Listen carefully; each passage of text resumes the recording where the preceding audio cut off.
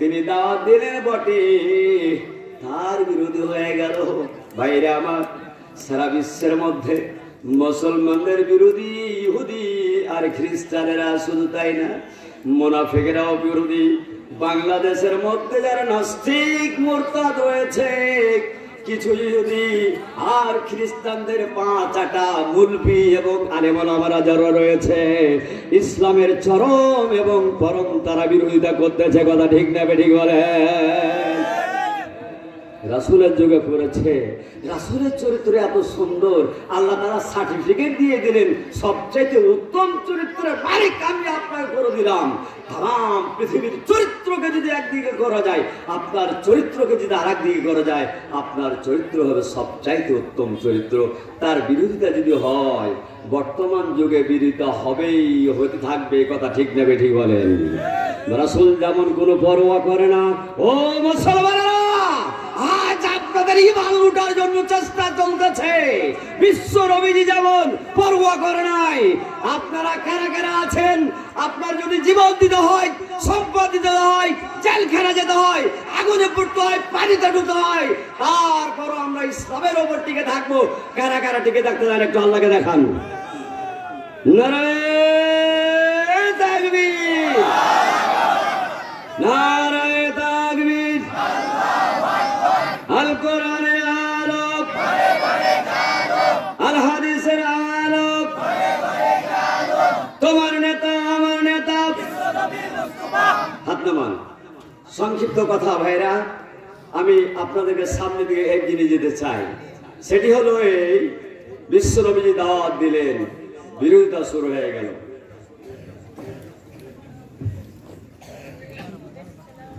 বিরোধিতা সূচনা হয়েছিল ব্যঙ্গ বিদ্রুপ করে। এটা রূপরেখা নিল, রসুলকে মারার জন্য পরিকল্পনা আঁকলো দারুন নওদার বৈঠকে। জোরে বলেন নাউজুবিল্লাহ। প্রাণ প্রিয় নবীজি অর্ডার না পাওয়া পর্যন্ত, আল্লাহ হুকুম না দেওয়া পর্যন্ত মক্কা থেকে মদিনার দিকে পা উত্তোলন করে নেয়। ভাইরা আমার, ইউনূস আলাইহিস সালাম আল্লাহর কাছে দোয়া করলেন, দোয়া মঞ্জুর হয়ে গেল। গজব চলে আসবে, আল্লাহ তাআলা অর্ডার করলেন, না ইউনূস রে, তোর জাতির কাছ থেকে চলে যা। বিনা হুকুমে ইউনূস আলাইহিস সালাম চলে গেলেন। আল্লাহ রাব্বুল আলামিন অত্যন্ত রাগান্বিত হয়ে গেলেন, আমার হুকুম ছাড়া কেন তুমি তোমার জাতির কাছ থেকে চলে গেলে? চলে গেলেন বটে, জাতির লোকেরা দোয়া করতে আরম্ভ করলো, দোয়া কবুল হয়ে গেল। আহা, অনুমতি ছাড়া ইউনূস আলাইহিস সালাম যাওয়ার কারণে মাছের পেটের মধ্যে ইউনূস চলে গেলেন। জোরে বলেন নাউজুবিল্লাহ। প্রাণপ্রিয় নবীজি আমার জান্নাহ, আহা, এত জুলুম, এত নির্যাতন সহ্য করতে পারে না, সাহাবা সহ্য করতে পারে না, রাসূল সহ্য করতে পারেন না। প্রাণপ্রিয় নবী এত সুন্দর মানুষ, যার চেহারা দেখার সাথে সাথে আসহাবে সুফফাদের ক্ষুধা নিবারণ হয়ে যেত। যার চেহারা দেখে হযরত উমর ইসলাম কবুল করলেন, রাসূলের মুন্ডন কাটতে গিয়া, মাথা কাটতে গিয়া নিজের মাথা দিয়ে দিলেন। আহা, বিশ্বনবী সম্পর্কে আল্লাহ রাব্বুল আলামিন রাহমাতুল লিল আলামিন বললেন, এরপর প্রাণপ্রিয় নবীজিকে দারুণ বৈঠকে সিদ্ধান্ত নেওয়া হলো, রসুলকে পৃথিবীর মাঝ থেকে বিদায় করে দেওয়া হবে, না জেলে দেওয়া যাবে না, বহিষ্কার করে দেওয়া যাবে না। প্রাণপ্রিয় নবীজিকে পৃথিবীর মাঝ থেকে চির বিদায় করে দিতে হবে। জোরে বলেন নাউজুবিল্লাহ। আল্লাহ তাআলা অর্ডার করলেন, নবী আর থাকতে হবে না, এখন তুমি চলে যাও মদিনায়। মদিনার লোকেরা তোমাকে পাওয়ার জন্য পাগল পারা হয়ে আছে। ভাইরা আমার, মক্কার লোকেরা সহ্য করতে পারলো না, আর মদিনার লোকেরা বিশ্ব নবীকে স্বাগত, বিশ্ব নবীকে পাওয়ার জন্য পাগল করা হয়ে আছে। রব্বুল আলামিন শিখায়া দিলেন, ইয়া রাসূলুল্লাহ, ইয়া হাবিবাল্লাহ, আপনি যখন হিজরত করবেন, মক্কা থেকে মদিনায় যাবেন, আপনাকে আমি সুন্দর দোয়া শিখিয়ে দিতেছি, আপনি দোয়াটা পড়বেন। ভাইরা আমার, আপনারা যদি বাড়ি থেকে কোথাও যান, হজ করতে যদি যান, চাকরি করতে যদি যান, কাজে যদি যান, ক্ষেত খামারে যান, যে কোনো জায়গায় আপনি যাবেন, এই দোয়াটা সুন্দরভাবে পড়বেন, যে দোয়াটা আল্লাহ রাব্বুল আলামিন আমার নবী বিশ্ব নবীকে শিখাইয়া দিয়েছেন। পড়তে কি রাজি ভাইরা? মা বোনেরা আপনারাও, ভাইরা আপনারাও, সবাই আমরা আমার সাথে পড়েন তো। وقل رب ادخلني مدخل صدق وأخرجني مخرج صدق واجعل لي من لدنك سلطانا نصيرا।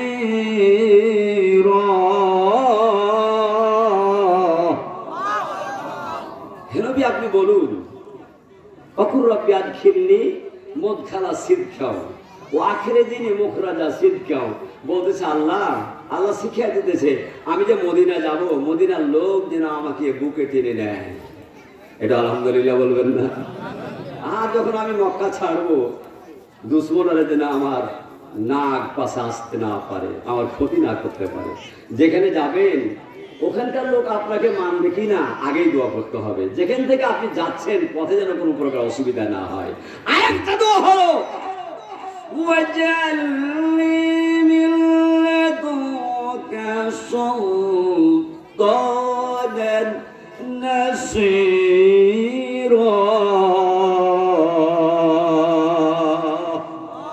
আল্লাহ তুমি একটা শক্তিশালী রাষ্ট্রের আমাকে মালিক বানাও। মালিক ছাড়া কাজ হবে না। যত রকমের জনগণ যাই পারে তাই করুক, নেতা যদি ঠিক সব ঠিক, রাষ্ট্রপতি যদি ঠিক সব ঠিক, প্রধানমন্ত্রী যদি ঠিক সব ঠিক। আর যদি প্রধানমন্ত্রী ব্যাকা হয়ে থাকে, জনগণ হাজারো চিল্লা চেঁচা করে, কোনো প্রকার লাভ হবে না। কথা ঠিক না ঠিক ভাই বলেন? আরবের মুখে মক্কায় বিশ্বনবী হাজার চিৎকার করলেন, কাজ হলো না। আল্লাহ তাআলা বলতেছেন দোয়া তোমাকে শিখাই দিলাম, যাও মদিনায় যাও, তোমাকে ওয়েলকাম করবে, স্বাগতম জানিয়ে দিবে, তোমাকে রাষ্ট্রপতি বানায় দিবে। ভাইরা আমার, খুব সংক্ষেপে কথা, প্রাণ প্রিয় নবীজি আমার যখন মক্কা ছেড়ে দিয়ে মদিনার দিকে রওনা হলেন, আহা ওই আরবের সেই মক্কার খানায় কাবার দিকে তাকায়, চোখের পানি ঝরে। ভাইরা আমার, সর্বপ্রথম খানায় কাবা, আহা হযরত ইব্রাহিম আলাইহিস সালাম তৈরি করেছিলেন, জাতির পিতা। বিশ্ব নবীজির জন্য হযরত ইব্রাহিম দোয়া করেছিলেন, আমার বংশে যেন বিশ্ব নবীজি পৃথিবীর মাঝে আসে। আমার পিতার দোয়া কবুল হলো। আহা আমার জন্মভূমি ছেড়ে আমি যেতে চাই না। ও আরবের লোকেরা, ও আরবের মরুভূমির লোকেরা, আহা আমি যেতে চাইছিলাম না।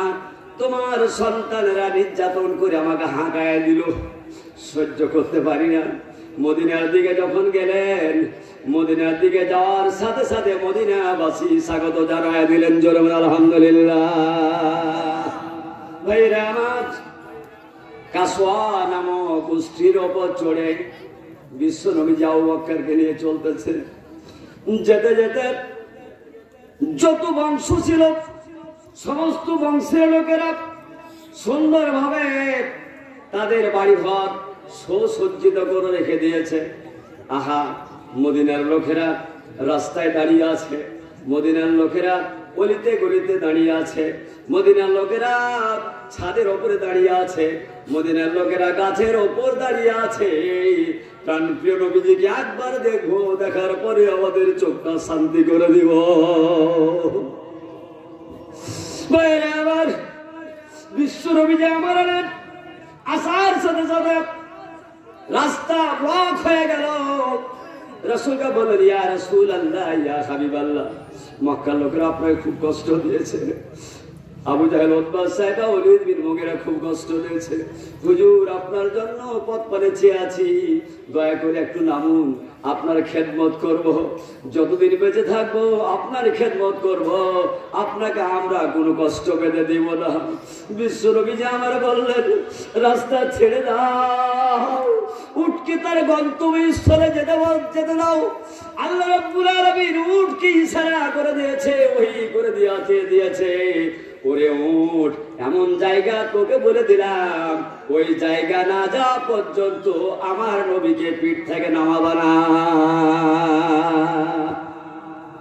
কি রাসূল, আহা উঠে কথা শুনে আল্লাহর উঠে কথা শুনে, হরিণের কথা শুনে, আকাশ শুনে, বাতাস শুনে, সবাই শুনে, কিন্তু এই পৃথিবীর মানুষেরা শুনল না। ভাইয়েরা আমার, সংক্ষিপ্ত কথা, বিশ্ব নবীজি আমার একটার পর একটা পথ আগলে চলে যাচ্ছে, ও থামছে না, দাওয়াত কবুল করছে না। এইভাবে করতে করতে করতে করতে আহা বনু নাজ্জার গোত্র যেখানে বসবাস করতেছে, আবু আইয়ুব আনসারী যেখানে বসবাস করতেছে, ওর সুন্দরভাবে গিয়া একটু সুঘ্রাণ নিল মাটির কাছে। সুঘ্রাণ নেওয়ার পরে মাটির উপরে বসে পড়লো। বসে পড়ার পরে আবার একটু আগা দিকে গেল। আগা দিকে যাওয়ার পরে আবার পুনরায় সেই জায়গায় এসে বসে পড়লেন। বিশ্ব নবীজি ভাবলেন এটাই আমার অবতরণের জায়গা। জোরে বলেন আলহামদুলিল্লাহ।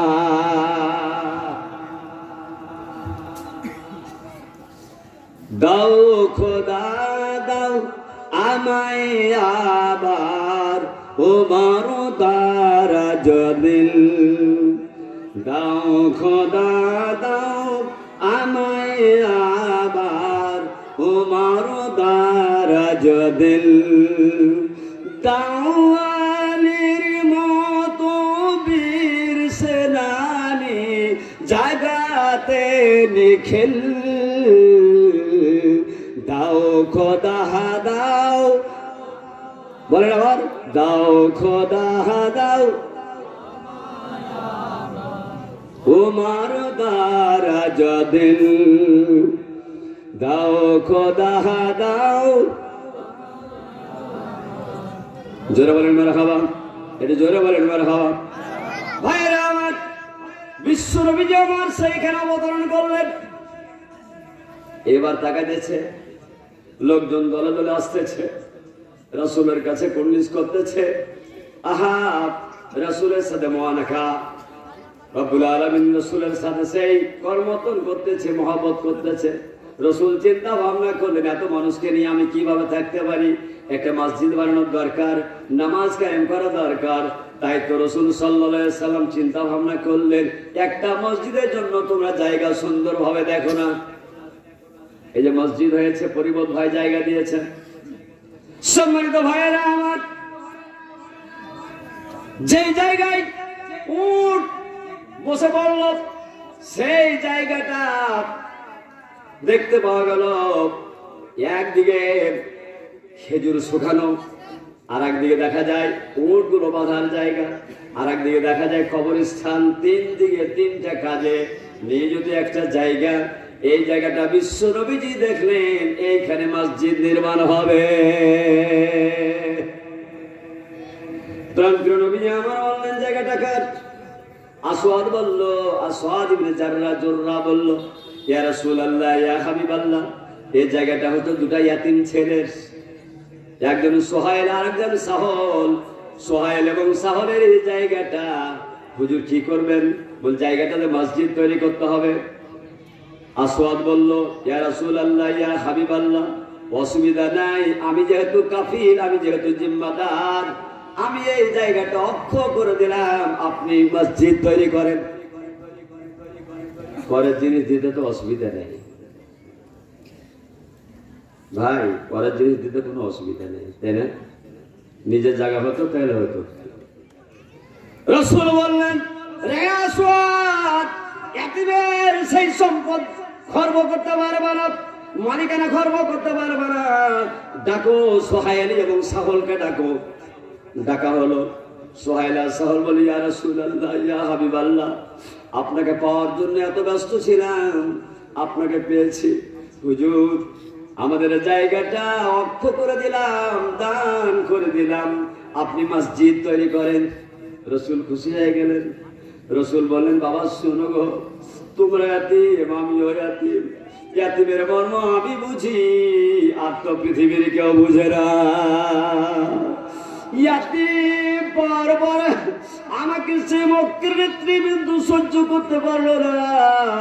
বাবা আমি ইয়াতিম, সমস্ত ইয়াতিমের বাবা আমি, ইয়াতিমের মর্ম আমি বুঝি। বাবা তোমাদের সম্পদ তো আমি এভাবে নিতে পারবো না।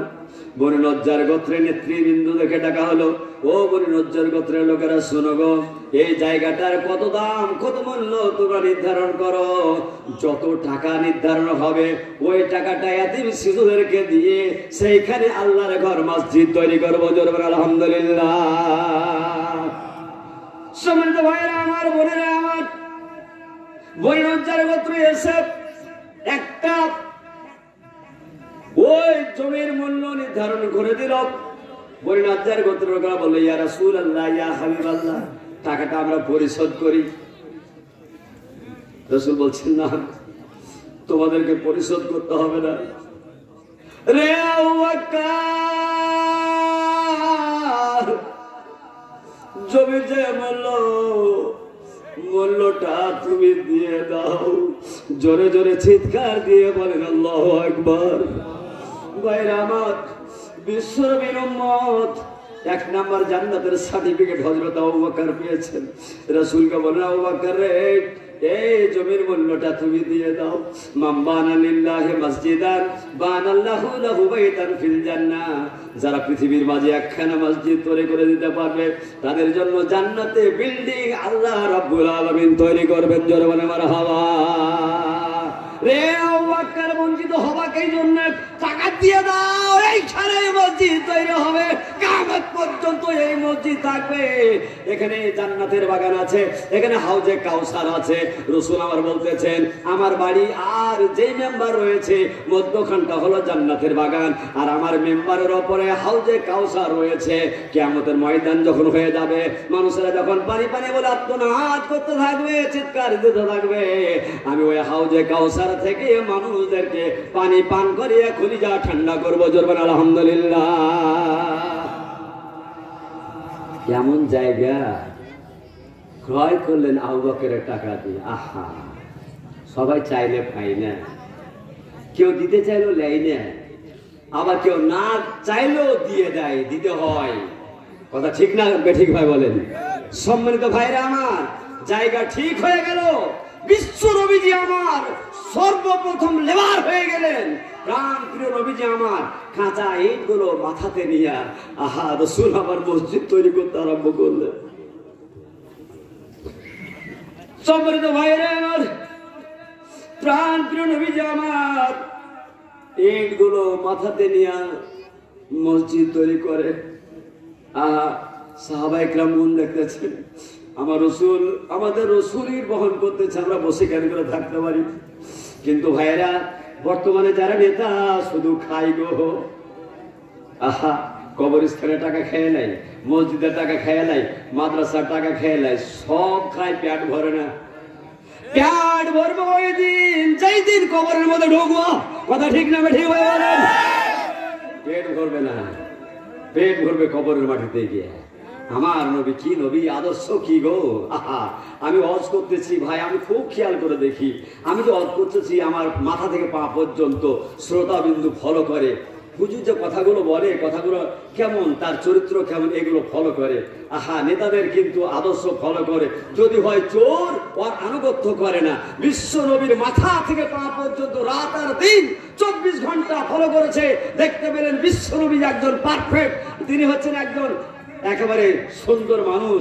রাসূল শুরু করলেন মসজিদের কাজ, সাহাবারাও শুরু করে দিলেন মসজিদের কাজ। ভাইরা আমার, মসজিদ নির্মাণ হয়ে গেল। চিৎকার দিয়ে বলেন আল্লাহুম্মা আমিন।